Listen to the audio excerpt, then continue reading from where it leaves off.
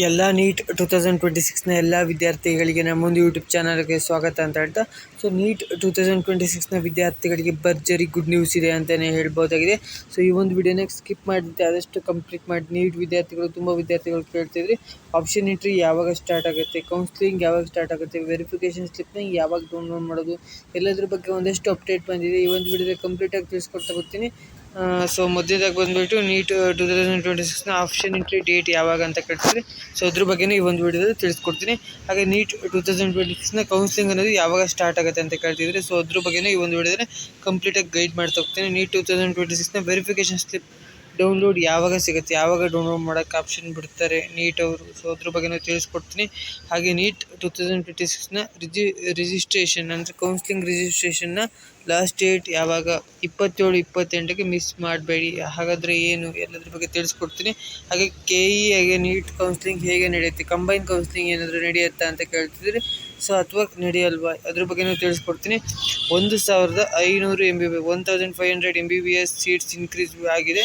So ಇದರಿಂದ cut off ಏನಾದರೂ increase ಆಗುತ್ತಾ ಅಥವಾ ಡಿಕ್ರೀಸ್ ಆಗುತ್ತೆ, ಏನು ಅದು ಎಲ್ಲದ್ರ ಬಗ್ಗೆ ಕಂಪ್ಲೀಟಾಗಿ ತಿಳಿಸ್ಕೊಡ್ತಾ ಬರ್ತೀನಿ.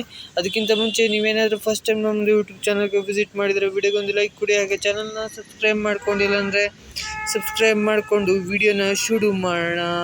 ಸೊ ಮೊದಲಾಗಿ ಬಂದುಬಿಟ್ಟು ನೀಟ್ 2026ನ ಆಪ್ಷನ್ ಎಂಟ್ರಿ ಯಾವಾಗ ಸ್ಟಾರ್ಟ್ ಆಗುತ್ತೆ ಅಂತ ಕೇಳ್ತಿದ್ರೆ. ಸೊ ಆಪ್ಷನ್ ಎಂಟ್ರಿ ಬಂದುಬಿಟ್ಟು ಆಗಸ್ಟ್ ಫಸ್ಟ್ ವೀಕಲ್ಲಿ ಶುರುವಾಗುತ್ತೆ ಅಂತಲೇ ಹೇಳ್ಬೋದಾಗಿದೆ. ನೀವು ಟೆನ್ಷನ್ ಮಾಡ್ಕೊಳಕ್ಕೆ ಹೋಗ್ಬೇಡಿ.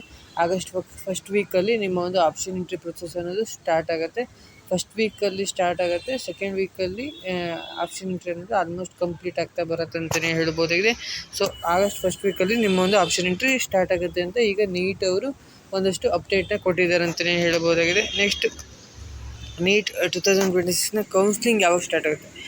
ಕೌನ್ಸ್ಲಿಂಗ್ ಯಾವಾಗ ಸ್ಟಾರ್ಟ್ ಆಗುತ್ತೆ ಅಂದರೆ ಆಪ್ಷನ್ ಎಂಟ್ರಿ ಮುಗಿದು 2 ವಾರದ ನಂತರ, ಅಂದರೆ ನಮ್ಮ ಪ್ರಕಾರ ಹೇಳೋದಾದರೆ ಸೊ ಅಂದರೆ ಆಗಸ್ಟ್ 3rd ವೀಕ್ ಅಥವಾ 4th ವೀಕಿಗೆ ನಿಮ್ಮ ಒಂದು ಕೌನ್ಸ್ಲಿಂಗ್ ಅನ್ನೋದು ಸ್ಟಾರ್ಟ್ ಆಗುತ್ತೆ ಅಂತಲೇ ಹೇಳ್ಬೋದು. 3rd ವೀಕ್ ಅಥವಾ 4th ವೀಕಿಗೆ ಕೌನ್ಸ್ಲಿಂಗ್ ಅನ್ನೋದು ಸ್ಟಾರ್ಟ್ ಆಗುತ್ತೆ. ನೆಕ್ಸ್ಟ್ ಇನ್ನು ನೀಟ್ 2026ನ ವೆರಿಫಿಕೇಷನ್ ಸ್ಲಿಪ್ ಡೌನ್ಲೋಡ್ ಮಾಡೋಕ್ಕೆ ಯಾವಾಗ ಸಿಗುತ್ತೆ ಅಂತ ಕೇಳ್ತಿದ್ರೆ. ಸೊ ನಿಮ್ಮ ಒಂದು ರಿಜಿಸ್ಟ್ರೇಷನ್ ಕಂಪ್ಲೀಟ್ ಆದಮೇಲೆ, ಸೊ ಹಾಗೆ ನಿಮ್ಮ ಒಂದು ರಿಜಿಸ್ಟ್ರೇಷನ್ ಕಂಪ್ಲೀಟ್ ಆಗಬೇಕು. ನೆಕ್ಸ್ಟ್ ಇದಿರುತ್ತಲ್ಲ ಏನು ಡಾಕ್ಯುಮೆಂಟ್ ವೆರಿಫಿಕೇಷನ್, ಎರಡೂ ಕಂಪ್ಲೀಟ್ ಆದಮೇಲೆ ನೀಟ್ ಅವರೇ ನಿಮಗೆ ವೆರಿಫಿಕೇಷನ್ ಸ್ಲಿಪ್ನ ಡೌನ್ಲೋಡ್ ಮಾಡೋಕ್ಕೆ ಬಿಡ್ತಾರೆ. ಸೊ ಆಮೇಲೆ ನೀವು ವೆರಿಫಿಕೇಷನ್ ಸ್ಲಿಪ್ನ ಡೌನ್ಲೋಡ್ ಮಾಡ್ಬೋದು. ವೆರಿಫಿಕೇಷನ್ ಸ್ಲಿಪ್ ಅಂದರೆ ತುಂಬಾ ಇಂಪಾರ್ಟೆಂಟ್ ಆಗುತ್ತೆ ಅಂತಲೇ ಹೇಳ್ಬೋದಾಗಿದೆ. ಸೊ ವೆರಿಫಿಕೇಷನ್ ಸ್ಲಿಪ್ ಇಲ್ಲ ಅಂದರೆ ನೀವು ಏನಂದರೆ ನೀವು ಆಪ್ಷನ್ ಎಂಟ್ರಿ ಮಾಡೋಕ್ಕಾಗಲ್ಲ. ವೆರಿಫಿಕೇಷನ್ ಸ್ಲಿಪ್ಪಲ್ಲಿರುವಂಥ ಡೀಟೇಲ್ಸ್ ತಿಳ್ಕೊಂಡೆ ನೀವು ಲಾಗಿನ್ ಮಾಡಬೇಕಾಗುತ್ತೆ. ಸೊ ಅದಕ್ಕೋಸ್ಕರ ವೆರಿಫಿಕೇಷನ್ ಸ್ಲಿಪ್ ಅನ್ನೋದು ತುಂಬಾ ಇಂಪಾರ್ಟೆಂಟ್ ಆಗುತ್ತೆ ನೀವು ಆಪ್ಷನ್ ಎಂಟ್ರಿ ಮಾಡೋಕ್ಕೆ. ಸೊ ವೆರಿಫಿಕೇಷನ್ ಸ್ಲಿಪ್ ಇನ್ನು ಸ್ವಲ್ಪ ಟೈಮಲ್ಲೇ ವೆರಿಫಿಕೇಷನ್ ಸ್ಲಿಪ್ಪು ಸಿಗುತ್ತೆ. ನಿಮ್ಮ ಡಾಕ್ಯುಮೆಂಟ್ ವೆರಿಫಿಕೇಷನ್ ಆದ ತಕ್ಷಣ ನಿಮಗೆ ವೆರಿಫಿಕೇಷನ್ ಸ್ಲಿಪ್ ಅನ್ನೋದು ಸಿಗುತ್ತೆ. ನೀಟ್ 2026ನ ರಿಜಿಸ್ಟ್ರೇಷನ್ ಲಾಸ್ಟ್ ಡೇಟ್ ಯಾವಾಗ, ರಿಜಿಸ್ಟ್ರೇಷನ್ ಬಂದುಬಿಟ್ಟು 27/28 ಒಳಗಡೆ ನೀವು ರಿಜಿಸ್ಟ್ರೇಷನ್ನ ಕಂಪ್ಲೀಟ್ ಮಾಡಬೇಕು. 24 ಜುಲೈ ಅಂತ ಇತ್ತು. ಸೊ ಈಗ ಸ್ವಲ್ಪ ಎಕ್ಸ್ಟೆಂಡ್ ಮಾಡಿದ್ದಾರೆ ಒಂದು 2-3 ದಿನ. ಸೊ ಅಷ್ಟರೊಳಗಡೆ ನೀವು ಕಂಪ್ಲೀಟ್ ಮಾಡಬೇಕು ರಿಜಿಸ್ಟ್ರೇಷನ್ ಪ್ರೊಸೆಸ್ನ. ಅದ್ರ ಮೇಲೆ ಏನಾದರೂ ಮಾಡೋಕ್ಕೆ ಹೋದರೆ ನಿಮಗೆ ರಿಜಿಸ್ಟ್ರೇಷನ್ಗೆ ಅವಕಾಶ ನೀಡಲ್ಲ. ಸೊ ಆದಷ್ಟು ಬೇಗ ರಿಜಿಸ್ಟ್ರೇಷನ್ ಕಂಪ್ಲೀಟ್ ಮಾಡಿ. ರಿಜಿಸ್ಟ್ರೇಷನ್ ಕಂಪ್ಲೀಟ್ ಆದ ತಕ್ಷಣ ಡಾಕ್ಯುಮೆಂಟ್ ವೆರಿಫಿಕೇಷನ್ ಬಿಡ್ತಾರೆ. ಡಾಕ್ಯುಮೆಂಟ್ ವೆರಿಫಿಕೇಷನ್ ಕಂಪ್ಲೀಟ್ ಮಾಡಿದ ತಕ್ಷಣ ವೆರಿಫಿಕೇಷನ್ ಸ್ಲಿಪ್ ಬಿಡ್ತಾರೆ. ವೆರಿಫಿಕೇಷನ್ ಸ್ಲಿಪ್ ಬಿಟ್ಟ ತಕ್ಷಣ ಆಪ್ಷನ್ ಎಂಟ್ರಿ ಪ್ರೊಸೆಸ್ ಅನ್ನೋದು ಸ್ಟಾರ್ಟ್ ಆಗುತ್ತೆ ಅಂತಲೇ ಹೇಳ್ಬೋದಾಗಿದೆ. ನೆಕ್ಸ್ಟ್ KE ಮತ್ತು NTA ಕೌನ್ಸ್ಲಿಂಗ್ ಹೇಗೆ ನಡೆಯುತ್ತೆ, ಕಂಬೈನ್ ಕೌನ್ಸ್ಲಿಂಗ್ ಇದೆಯಾ ಅಥವಾ ಇಲ್ವಾ ಅಂತ ಕೇಳ್ತಿದ್ರೆ. ಕಂಬೈನ್ ಕೌನ್ಸ್ಲಿಂಗ್ ಅನ್ನೋದು ಇರೋ ಚಾನ್ಸಸ್ ತುಂಬಾ ಕಡಿಮೆ ಇದೆ ಅಂತಲೇ ಹೇಳ್ಬೋದಾಗಿದೆ. ನಾನು ಅಂದ್ಕೊಂಡಿದ್ದೆ ಕಂಬೈನ್ ಕೌನ್ಸ್ಲಿಂಗ್ ನಡೆಯೋ ಚಾನ್ಸಸ್ ಇದೆ ಅಂತ. ಸೊ ಆದರೆ ನೀಟ್ ಅವರು ಈಗಾಗಲೇ ಅವ್ರದ್ದು ಅಪ್ಡೇಟ್ನ ಬಿಟ್ಟಿದ್ದಾರೆ. ಸೊ ಅಂದರೆ ನೀಟ್ ಅವರು ಅವರ ಟ್ವಿಟರಲ್ಲಿ ಅಪ್ಲೋಡ್ ಮಾಡಿದ್ದಾರೆ, ಕಂಬೈನ್ ಕೌನ್ಸ್ಲಿಂಗ್ ಈ ವರ್ಷ ನಡೆಯಲ್ಲ. ಸೊ ಈ ವರ್ಷ ಕಂಬೈನ್ ಕೌನ್ಸ್ಲಿಂಗ್ ನಡೆಯೋ ಚಾನ್ಸಸ್ ತುಂಬಾ ಕಡಿಮೆ ಇದೆ ಅಂತಲೇ ಹೇಳ್ಬೋದಾಗಿದೆ. ಸೊ ನಾರ್ಮಲಾಗಿ ಕೌನ್ಸ್ಲಿಂಗ್ ಸಪ್ರೇಟ್ KCT ಮತ್ತು ನೀಟ್ ಸಪ್ರೇಟ್ ಕೌನ್ಸ್ಲಿಂಗ್ ನಡೆಯೋ ಚಾನ್ಸಸ್ ಇದೆ. ನೆಕ್ಸ್ಟ್ 1500 MBBS ಸೀಟ್ಸ್ ಇನ್ಕ್ರೀಸ್ ಆಗಿದೆ.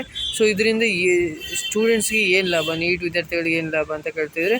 ಸೊ ಕಟ್ ಆಫ್ ಇನ್ಕ್ರೀಸ್ ಆಗುತ್ತೆ ಅಥವಾ ಡಿಕ್ರೀಸ್ ಆಗುತ್ತೆ ಅಂತ ಕೇಳ್ತೀವಿ. ಕಟ್ ಆಫ್ ಅನ್ನೋದು ಡಿಕ್ರೀಸ್ ಆಗುತ್ತೆ ಅಂತಲೇ ಹೇಳ್ಬೋದಾಗಿದೆ. ಸೊ ಇದೊಂದು ವಿದ್ಯಾರ್ಥಿಗಳಿಗೆ ಗುಡ್ ನ್ಯೂಸ್ ಅಂತಲೇ ಹೇಳ್ಬೋದು. ಸೀಟ್ಸ್ ಜಾಸ್ತಿ ಆದಷ್ಟು ನಿಮಗೆ ಆಪರ್ಚುನಿಟೀಸ್ ಅನ್ನೋದು ಜಾಸ್ತಿ ಆಗುತ್ತೆ, ಸೀಟ್ ಸಿಗೋ ಚಾನ್ಸಸ್ ಅನ್ನೋದು ಜಾಸ್ತಿ ಆಗುತ್ತೆ. ಇದನ್ನು ತುಂಬಾ ವಿದ್ಯಾರ್ಥಿಗಳಿಗೆ ಗುಡ್ ನ್ಯೂಸ್ ಅಂತಲೇ ಹೇಳ್ಬೋದಾಗಿದೆ. ಸೊ ಯಾರೆಲ್ಲ ಸೀಟ್ ಸಿಕ್ಕರೆ ಸಾಕು ಅಂತ ಇದ್ದೀರೋ MBBSಲ್ಲಿ, ಇದೊಂದು ಒಳ್ಳೆ ಗುಡ್ ನ್ಯೂಸ್ ಅಂತಲೇ ಹೇಳ್ಬೋದಾಗಿದೆ. 1500 MBBS ಸೀಟ್ಸ್ ಇನ್ಕ್ರೀಸ್ ಆಗಿದೆ ಅಂದರೆ ಕಟ್ ಆಫ್ ಕೂಡ ಕಟ್ ಆಫ್ ಅನ್ನೋದು ಡಿಕ್ರೀಸ್ ಆಗುತ್ತೆ. ಸೊ ಕಟ್ ಆಫ್ ಡಿಕ್ರೀಸ್ ಆದರೆ ನಿಮ್ಮ ಮಾರ್ಕ್ಸ್ ಎಷ್ಟು ಬಂದಿರುತ್ತೆ ಸೊ ಅದಕ್ಕೆ ಕ್ಯಾಲ್ಕುಲೇಟ್ ಮಾಡಿಬಿಟ್ಟು ಸೊ ಇದರಿಂದ ನಿಮಗೆ ಸೀಟ್ ಸಿಗೋ ಚಾನ್ಸಸ್ ಜಾಸ್ತಿ ಇರುತ್ತೆ ಅಂತಲೇ ಹೇಳ್ಬೋದಾಗಿದೆ. ಸೊ ಈ ಒಂದು ವಿಡಿಯೋದಲ್ಲಿ ನಿಮ್ಗೆ ಎಲ್ಲದನ್ನು ತಿಳಿಸ್ಕೊಡ್ತಿದ್ದೀನಿ. ಆಪ್ಷನ್ ಎಂಟ್ರಿ ಯಾವಾಗ ಸ್ಟಾರ್ಟ್ ಆಗುತ್ತೆ, ವೆರಿಫಿಕೇಷನ್ ಸ್ಲಿಪ್ ಬಗ್ಗೆ ಆಗಿರ್ಬೋದು, ಹಾಗೆ ಕೌನ್ಸ್ಲಿಂಗ್ ಬಗ್ಗೆ ಆಗಿರ್ಬೋದು, ಹಾಗೆ MBBS ಸೀಟ್ಸ್ ಕಟ್ ಆಫ್ ಏನಾಗಿದೆ, ಸೊ ಎಲ್ಲದ್ರ ಬಗ್ಗೆ ತಿಳಿಸ್ಕೊಟ್ಟಿದ್ದೀನಿ. ಈ ಒಂದು ವಿಡಿಯೋ ಹೆಲ್ಪ್ಫುಲ್ ಆಗಿದೆ ಅಂತ ಅಂದ್ಕೊಂಡಿದ್ದೀನಿ. ವಿಡಿಯೋ ಇಷ್ಟ ಆಗಿದ್ರೆ ಒಂದು ಲೈಕ್ ಮಾಡಿ, ಹಾಗೆ ಶೇರ್ ಮಾಡಿ, ಹಾಗೆ ಸಬ್ಸ್ಕ್ರೈಬ್ ಮಾಡಿ. ನೆಕ್ಸ್ಟ್ ವಿಡಿಯೋದಲ್ಲಿ ಸಿಗ್ತೀನಿ. Thank you for watching.